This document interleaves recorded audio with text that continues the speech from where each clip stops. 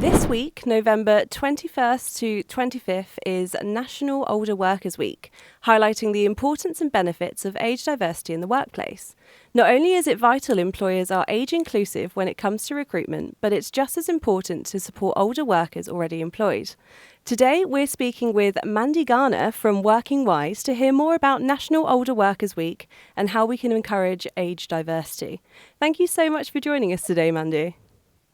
Hi, nice to be here. Lovely. Firstly, just to start off, can you just tell us a little bit more about Working Wise? Yes, so Working Wise was set up in 2019.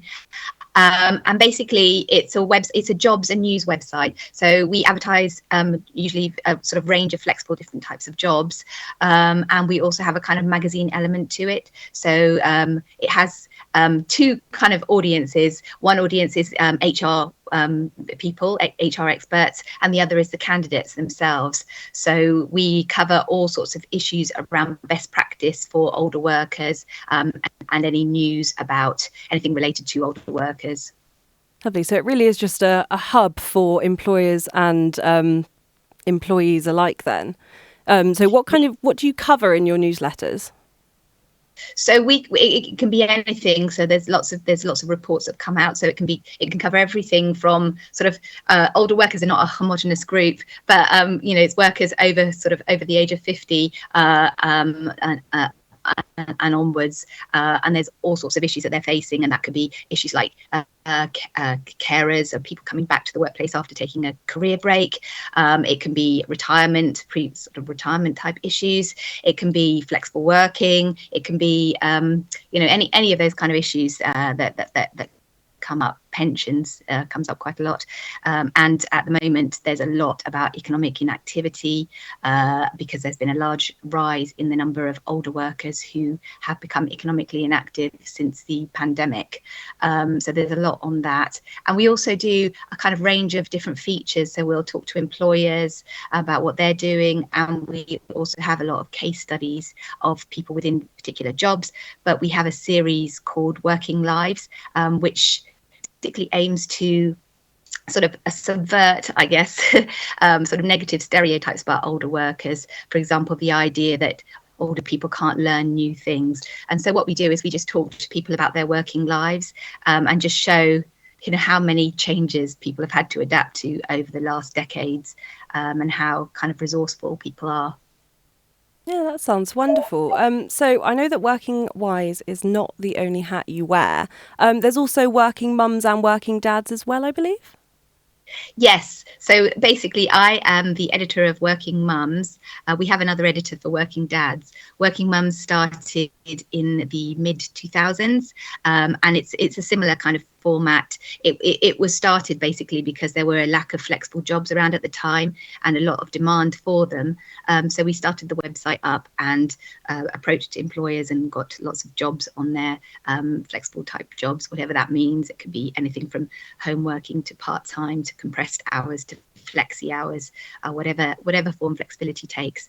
And then I came in and was doing all the news sort of side again, and we have a kind of panel of employment law experts that can answer people's questions, and give careers advice and all that kind of thing. And Working Dads came along soon afterwards.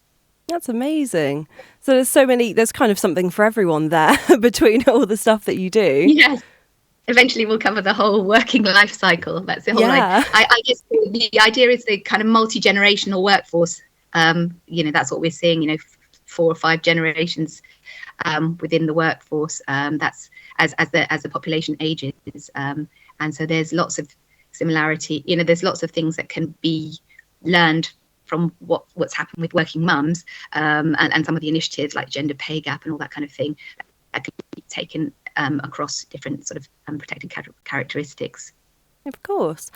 So today we are talking about National Older Workers Week. I've touched on it a little bit briefly in the intro there, but could you just tell us a little bit more about kind of what it entails, where it came from? Yeah, so we set it up last year was the first one, and National Older Workers Week is just an opportunity to sort of have a kind of spotlight on the issue, and to highlight some of the challenges. So we produce a survey every year.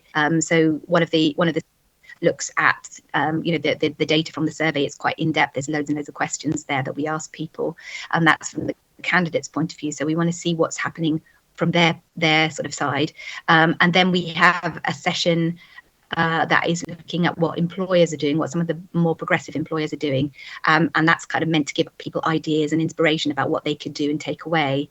And then we have a candidate session, which is giving advice, straight.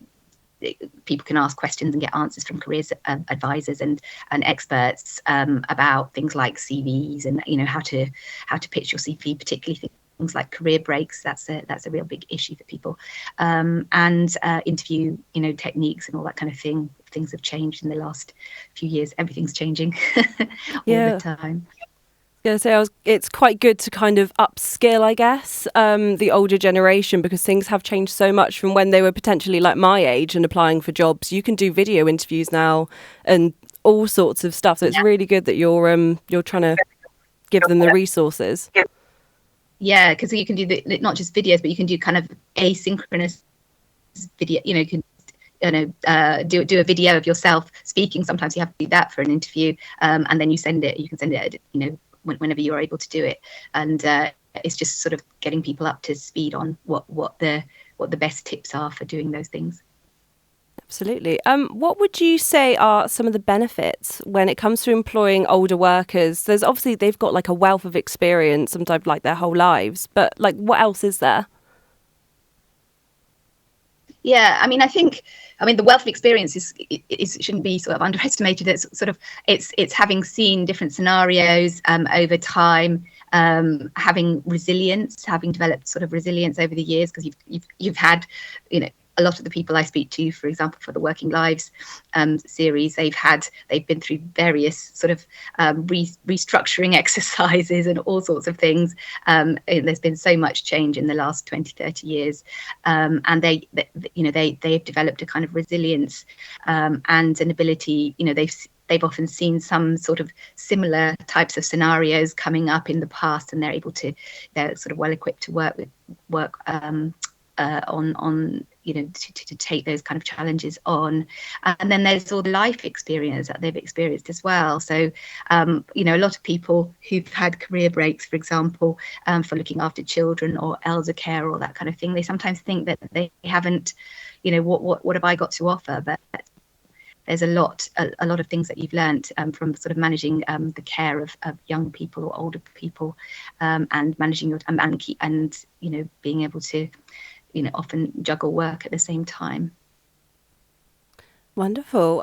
So talking about kind of age discrimination and things in the workplace, how much of an issue is this? Yeah, age discrimination is actually, I think there was a recent report which said age discrimination was one of the top forms of discrimination claims that have been in the last year or so. So age discrimination can affect both younger people as well as older people, so it's worth bearing that in mind too. But I think also because there's growing awareness of issues around age discrimination for older workers, I think there's been an interest in this. So yes, a lot of the discrimination that takes place is quite kind of under the radar kind of stuff. It's not necessarily really blatant stuff. So it's the kind of thing that we see in terms of people feeling that like the interview panel, that they're just not, they glaze over. The kind of questions that are asked are aimed at younger people. The recruitment process, a lot of people find the recruitment process really difficult, and they feel, so I think in our survey, I'm just trying to look at the figures, we had 56% felt that they had experienced ageism in the recruitment process, often in the application process, and a lot of them have adjusted their CVs as a result. So they try to disguise their age as a result, because they feel that they're not getting interviews, and if they get interviews, they're not getting the job, even though they have a lot of experience, and it's because of their age. So that's really telling that so many people are feeling that they have to do that. Absolutely. So talk about age discrimination kind of whilst you're in a job. Mm. What would you say are the best things to do if you do feel like you are experiencing this? Yeah, I mean that. Yeah, I didn't mention the sort of stuff that's in the job. So in our survey, we were talking about people feeling that they were kind of excluded from social events, excluded from sort of office chat, that kind of thing, made to feel kind of like a bit of an outcast. So the best thing to do if you feel that you've been discriminated against, I mean, it depends on the circumstances, obviously. So if you've got a sympathetic line manager, which is not often the case, you can sort of take that up with them and see if there's, because it can be to do with the other people within the office, and a lot of it's to do with, I think a lot of it's to do with kind of general ageist attitudes within our society. So what we sort of try to encourage employers to do is to look at them, look at their statistics, cut their statistics, the HR people cut their statistics according to age, and look at all the different areas and talk to people, older workers, and just get an idea of what's going on. Because I think a lot of the problem is that it's kind of seen as a peripheral kind of thing. Age is, that there's a lot of focus on other forms of diversity, but there hasn't been so much of a focus on age. I think HR people kind of see it, and it's on the kind of outside of their kind of their view, but they haven't actually taken any action to address it, and they don't necessarily know the extent of the problem. So the first thing is to actually understand your workforce and understand your older workers and what they want. And our survey seems to suggest that quite a lot of people feel really undervalued and kind of neglected, really. Yeah, so employers should be really talking to their staff members and to potential employees, I guess, to just help change the mindset. To all sorts of different areas, like training, for example, that comes up as quite a big one, where older workers tend to feel that they haven't been included in training, and that the training is a quarter of the people that we spoke to said that they felt that training was prioritized for younger workers, and if that's the case, then the younger workers, you'll get left behind. That's the problem. So it's really important that employers look and ensure that their training policies include everyone. And there's such an important role for lifelong learning at the moment. We all have to learn. Everything is changing all the time. We know that the different processes are coming in, even if you've as actually we tell that to people who are coming back from career breaks. They kind of worry that they're not going to be up to speed with everything, and in a way, because everything is changing all the time, everybody's in the same position. So everybody's having to learn new systems all the time. Yeah, because you do hear the phrase like you can't teach an old dog new tricks, like thrown about all the time, but that simply isn't true, like at all. You can teach someone who's maybe 50 plus the same thing as someone who's maybe in their 20s, and the older person may be better at it. But yeah. Yeah, and the survey showed again, like 90% of older workers said they were keen to learn new things. I mean, they were open to learning new things. So, that idea that they don't want to learn is not true. And there's so many different ways as well. Employers can sort of implement things like reverse mentoring. One of the things that came up in one of our sessions with somebody suggested like job shares between older and younger people, which is quite interesting, sort of pairing up the experience versus maybe sort of greater ability at technology, the technology, Yeah. kind of digital experience people. There's many different ways that employers can sort of think more imaginatively, maybe, about how they ensure that everybody has the skills that they need for the future of work. Yeah. Going kind of back to National Older Workers Week, I know you've been running a lot of events this week in support of it. Could you just kind of like run me through some of them? Yeah, so the first event we had on Monday was looking at our survey in depth. So we had about 65 different questions in the survey. And then we had a panel of experts who were analysing some of the results, and we had a really interesting discussion. Caroline Waters from Carers UK and the Equality and Human Rights Commission. We had the people from a lady from State City and Guilds, the HR expert, and somebody from Phoenix Insights, and they gave like a range of different looked at things like lifelong learning, carer policies, flexible work, the need for greater flexible working. That came up really big in our survey, and the importance if employers want to attract older workers that have dropped out of the workplace.